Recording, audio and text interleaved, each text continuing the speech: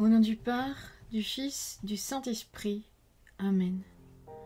Seigneur Jésus, tu connais mon inconstance et mon infidélité. Tu sais combien je suis faible. Alors je demande en ton nom que notre Père céleste envoie son Esprit pour que quotidiennement je puisse entreprendre la lecture du catéchisme de l'Église catholique et que mon cœur s'ouvre à la tradition enseignée par ton Église, ma mère. Que je puisse ajuster toutes mes actions et mes œuvres à son enseignement. Mon Jésus, avec confiance j'abandonne la constance et la fidélité de toute la démarche entre tes mains. Que Saint Michel Archange et mon ange gardien protègent et défendent chaque moment quotidien consacré à cette lecture. Maintenant, avec toi et par ta voix, disons: Notre Père, qui es aux cieux, que ton nom soit sanctifié, que ton règne vienne, que ta volonté soit faite sur la terre comme au ciel. Donne-nous aujourd'hui notre pain de ce jour. Pardonne-nous nos offenses comme nous pardonnons aussi à ceux qui nous ont offensés. Et ne nous laisse pas entrer en tentation, mais délivre-nous du mal. Amen. Ensemble, mon Jésus d'amour, saluons notre sainte maman, la Vierge Marie. Entre ses mains, je remets mon cœur, mon âme, ma volonté et ma vie, afin que par ses soins règne en moi la volonté du Père, et qu'en ses mains mes œuvres soient gardées, transformées, en parfaite offrande rayonnante de la lumière de Dieu, pour sa gloire, le salut des âmes et la consolation des âmes du purgatoire. Je te salue Marie, comblée de grâce. Le Seigneur est avec toi, tu es bénie entre toutes les femmes, et Jésus, ton enfant, est béni. Sainte Marie, Mère de Dieu, prie pour nous, pauvres pécheurs, maintenant et à l'heure de notre mort. Amen. Je te salue Marie, comblée de grâce, le Seigneur est avec toi. Tu es bénie entre toutes les femmes, et Jésus, le fruit de tes entrailles, est béni. Sainte Marie, Mère de Dieu, prie pour nous, pauvres pécheurs, maintenant et à l'heure de notre mort. Amen. Je te salue Marie, comblée de grâce, le Seigneur est avec toi, tu es bénie entre toutes les femmes, et Jésus, le fruit de tes entrailles, est béni. Sainte Marie, Mère de Dieu, prie pour nous pauvres pécheurs, maintenant et à l'heure de notre mort. Amen. Ô Saint-Esprit, par l'intercession du cœur immaculé de la Sainte Vierge Marie, et par le cœur chaste de Saint Joseph, donne-moi un cœur doux, humble, pur, miséricordieux et charitable. Rends-moi docile à tes célestes inspirations, et prompte à y répondre. Que mon cœur enflammé de ton amour soit en toutes ses œuvres dans la volonté du Père, œuvrant ainsi sous ton joug léger et joyeux. Père céleste, je fais ces demandes par les mérites, les œuvres et les souffrances de Jésus-Christ, ton Fils bien-aimé.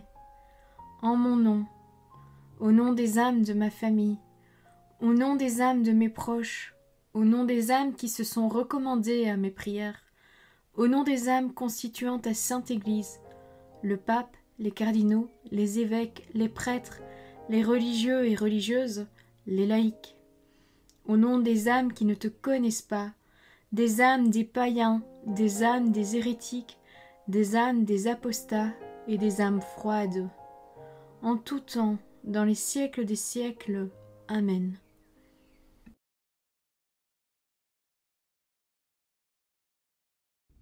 Douzième point du guide de lecture du catéchisme de l'Église catholique.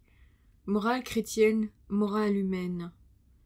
À quel titre et de quel droit, quand elle énonce la loi morale, l'Église catholique prétend-elle obliger l'humanité tout entière? La morale qu'elle édicte est faite pour ses fidèles, non pour l'ensemble des hommes. Notre société laïque se suffit de l'éthique des droits de l'homme, qui est universelle.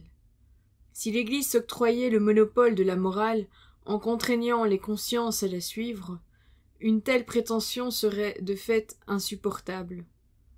Mais l'Église tient de la révélation divine l'idée très haute qu'elle se fait de la dignité de l'homme.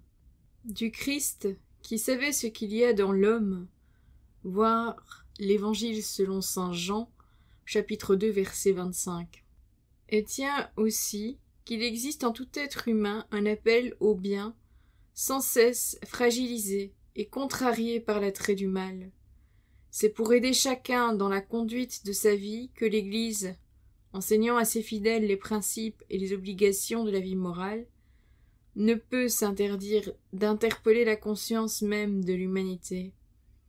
Dans le catéchisme de l'Église catholique, il n'y a pas de références plus nombreuses que celles qui sont faites à la dignité de l'homme. Il en assure le fondement, il en définit les traits et les droits qui en découlent, il en tire les obligations morales pour la conduite des individus, celles de la société et ceux qui la dirigent. Fondement de la dignité de l'homme. La dignité de l'homme vient d'abord de sa nature d'être raisonnable, constitué d'un corps et d'une âme. Voir les numéros 365 et 1703. Doté de liberté, il est responsable et père de ses actes. Son libre arbitre lui donne son autonomie. Il est quelqu'un. Voir les numéros 1705, 1731, 1734 et 357. Sa liberté donne à l'homme son aptitude à choisir le bien ou le mal. Elle fait de lui un sujet moral. L'exercice de la vie morale témoigne de la dignité de l'homme. Voir les numéros 1732, 1749 et 1706. La conscience est en tout homme son centre le plus intime et le plus secret. Elle exprime le jugement de la raison, qui reconnaît la qualité morale des actes personnels. Voir les numéros 1776 et 1778. Cette vision de l'homme, maintes fois rappelée par le catéchisme de l'Église catholique, exprime la sagesse de l'humanisme chrétien. Elle rejoint assurément celle de toute la pensée politique et culturelle qui se recommande de la modernité des droits de l'homme. Bien avant la philosophie des Lumières qui a vu leur émergence, l'Église a toujours revendiqué l'éminente dignité de l'homme. Cette dignité, elle la fonde sur la parole de Dieu, qui révèle l'origine de l'homme. Il est créé à l'image et à la ressemblance de Dieu. Voir les numéros 1676, 27 et 355. Son âme immortelle, créée immédiatement par Dieu, est ouverte au désir de Dieu. L'homme ne cesse de le chercher pour y trouver la vérité et le bonheur. L'aspect le plus sublime de sa dignité, c'est de se savoir un être religieux. Voir les numéros 366, 27 et 28. Le corps de l'homme participe à la dignité de l'image de Dieu. C'est grâce à l'âme spirituelle que le corps constitué de matière est un corps humain et vivant. Leur union forme une unique nature. Voir les numéros 364 et 365. Le plus significatif de la pensée chrétienne sur l'homme, c'est que, comme l'a dit le Concile Vatican II, de toutes les créatures visibles, il est la seule que Dieu a voulu pour elle-même. Voir Gaudium et Spes numéro 24, paragraphe 3. Dieu a tout créé pour lui. Voir les numéros 356 et 358. Titre et droit. La dignité de l'homme est universelle. Elle n'a pas de frontières. Elle appartient à tous. Parce que l'image divine est présente en tous, la dignité naturelle égale implique un bien commun universel. Le genre humain forme une unité, en sorte que tous les hommes sont vraiment frères, et qu'il existe une requête de solidarité, les biens de la création étant destinés à tout le genre humain. Voir les numéros 1934, 1676, 1702, 1911, 360 et 2402. Plus particulièrement, il existe entre l'homme et la femme une dignité semblable. Ils partagent une parfaite égalité en tant que personnes, d'une part et d'autre part, pour leur être respectifs d'hommes et de femmes. Voir les numéros 369, 1645, 2203, 2334 et 2335, ainsi que le numéro 2387.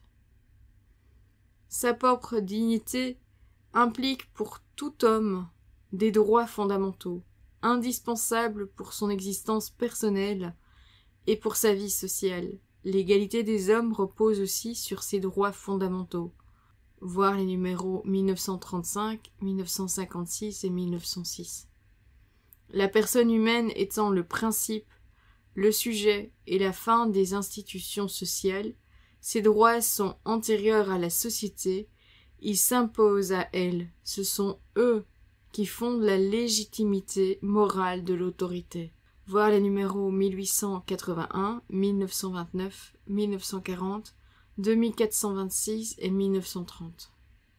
C'est en particulier le droit à l'exercice de la liberté, surtout en matière morale et religieuse, qui est inséparable de la dignité humaine.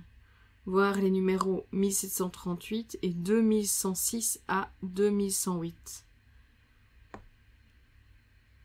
Obligations et règles morales. Le corps des obligations et règles morales exposées dans la 3e partie du catéchisme de l'Église catholique dérive tout entier de la considération de l'homme, de sa dignité et de sa vocation. Voir le numéro 2070. Ce corps moral est contenu dans les 10 commandements de Dieu, le Décalogue, qui énonce les exigences posées par le Seigneur au peuple d'Israël afin qu'il soit fidèle à la parole de l'Alliance. Voir le numéro 2056. Exprimés le plus souvent sous le mode d'interdit, les commandements indiquent les limites de la voie qu'il faut suivre pour ne point s'écarter de l'ordre de la création. En ce sens, on peut parler de loi naturelle. Elle est le reflet de la loi divine. Voir les numéros 2057, 2070 et 1955. C'est toujours l'honneur et la dignité de l'homme qui sont en point de mire des préceptes contenus dans le Décalogue. Il sollicite la conscience de chacun qui offre à la liberté le choix entre ce qui est bien et ce qui est mal, ce qui est conforme à la dignité d'être homme et ce qui ne l'est pas. Voir les numéros 1777, 1956 et 1959. Ainsi faut-il entendre les obligations et les devoirs de quiconque veut vivre à hauteur d'homme, le respect de la vie humaine, l'exigence de justice sociale, l'équilibre sexuel et la fidélité dans l'amour, l'intégrité par rapport aux biens d'autrui, l'usage des biens de la création, le devoir de faire et de dire la vérité. Voir les numéros 2261 à 2267, 1929, 2426, 2334, 2407, 2415 et 2467. L'une des prescriptions majeures qui sous-tend les autres, c'est d'éviter de faire à autrui ce que l'on écarte pour soi-même. C'est la règle d'or des anciens, rappelée à 4 reprises par le catéchisme de l'Église catholique. Voir les numéros 1931, 1789, 1970 et 2407. La dimension internationale de la solidarité n'est pas à négliger. Il y a un devoir des pays riches par rapport à ceux qui n'émergent pas du sous-développement.